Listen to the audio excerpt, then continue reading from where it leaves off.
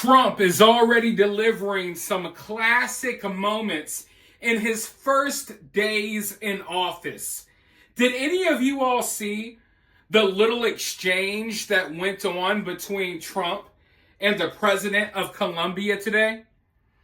You see, we have already rounded up plane loads. I'm talking plane loads of criminals that were here illegally from Colombia. I'm talking criminals that have done some of the worst things imaginable. Criminals that have harmed women and children, have robbed and harmed innocent American civilians, American citizens. Well, we've already rounded up a lot of these people and we're already shipping them out. But the president of Colombia refused to allow these planes to land. And he refused to accept these criminals back into his country. He's refusing to accept his own people back into his country. He wants the U.S. to keep these criminals that came here illegally and then went on to do more illegal things. Well, Trump did not take too kindly to that. You see, the president of Colombia, he was on Twitter talking some big talk. Like, oh, we ain't gonna accept this. Y'all need to treat these people better. You gotta do this, you gotta do that. And it's like, hey, you're not in the position to be calling the shots here. If anyone's gonna be calling the shots, it's gonna be Trump. It's not gonna be the president of freaking Colombia. But he thought, he got a little too big for his britches. He was talking some tough talk, and then bam, Trump posted this. Let me read this for you all. I was just informed that 2 flights from the U.S. with a large number of illegal criminals were not allowed to land in Colombia. This order was given by Colombia's socialist president, Gustavo Petro, who is already very unpopular amongst his people. Petro's denial of these flights has jeopardized the national security and public safety of the U.S. So I have directed my administration to immediately take the following urgent and decisive retaliatory measures. Emergency 25% tariffs on all goods coming into the U.S. In 1 week, the 25% tariffs will be raised to 50%. A travel ban and immediate visa revocations on the Colombian government officials and all allies and supporters.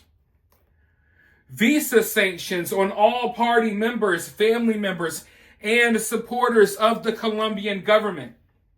Enhanced customs and border protection inspections of all Colombian nationals and cargo on national security grounds. IEEPA Treasury, banking, and financial sanctions to be fully imposed. These measures are just the beginning. We will not allow the Colombian government to violate its legal obligations with regard to the acceptance and return of the criminals that they forced into the United States. So Trump dropped that bombshell. And the left, instead of getting behind our president who's doing something for us, he's standing up for the American people. He's standing up for America, saying, hey, we're not going to back down. You're not going to refuse to take back your own criminals that you've been pumping through our southern border. But the left is freaking out, and they're all like, oh my God, how could he do this? This is never going to work. He's going to make the price of everything go up. Trump's doing this. And they're all freaking out. And then, bam, within about an hour of Trump posting this, the president of Colombia totally changes his mind. You see this negotiating tactic that Trump has used? He's using these tariffs as a negotiating tactic, and it's working. Within an hour of Trump posting that on social media, what I just read for you all?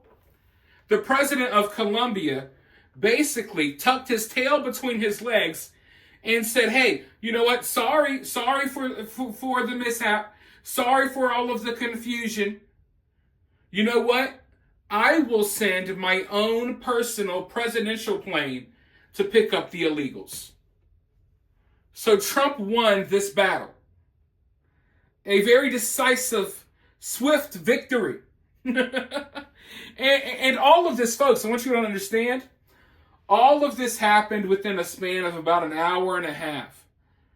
The president of Colombia comes on X talking a whole bunch of trash. Trump sees it. Trump drops the bombshell.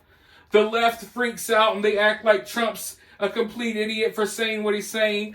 They're all saying, oh my God, the cost of coffee is going to go up. What will we do without the imports from Colombia? And as they're freaking out, they don't even realize that the president of Colombia has already folded like a cheap lawn chair. The president of Colombia is already like, oh wait, I know that just an hour ago I said, hey, I'm not accepting these people back. But now, not only will I accept them back, Mr. President Trump, I'm going to send my own personal presidential airplane. The Colombian equivalent of the of Air Force One. I'm going to send my presidential plane to pick up these criminals personally and bring them back to Colombia. Now that is how you get things done, ladies and gentlemen. That's how you get things done. And it's funny because a lot of people don't know how to react to this. The left is still freaking out, and many of them don't even realize that the problem has already been solved. By the time they're posting all of their woke, idiotic social media posts, the president of Colombia had already folded, and his presidential plane is already in the sky coming to pick up the illegals because he knows not to mess around with Trump. But we're going to be seeing a lot of this, folks. It's just the first 6 days. It's not even been a whole week yet. And like I said, we're already getting these classic Trump moments. And this is something right here, what happened today, this is something that's going to be talked about for years and years to come. Because I think it's hilarious to see how these world leaders are quickly bending the knee when we have a real leader in the White House that is putting America first and isn't putting all of these other countries or random illegals that are here, harming women and kids. They're not putting them first. They're putting, you know what I mean? Like, it's just, I don't know. It's just frustrating. Like, I'm happy seeing everything that Trump's been doing over the past few days, but it's frustrating knowing that we could have a president like this all the time. Like, this is what we should have always had. Imagine where America would be if we actually had leaders for the last few decades that were actually trying to put America in a position to win, that were actually trying to keep the American dream alive for Americans instead of whatever the hell has been going on over the past few years and really over my entire lifetime. So yeah, I'm glad to see what's happening now. There is just a little bit of frustration inside knowing that we've never gotten this before, even though we should have. And I don't know if we're going to get something like this again. So appreciate it while it's here. But for now, let me know your thoughts down in the comments below. While you're down there, hit that thumbs up, hit that subscribe, ring that notification bell. And if you find yourself getting too worked up over all of this, remember, it's just political cinema.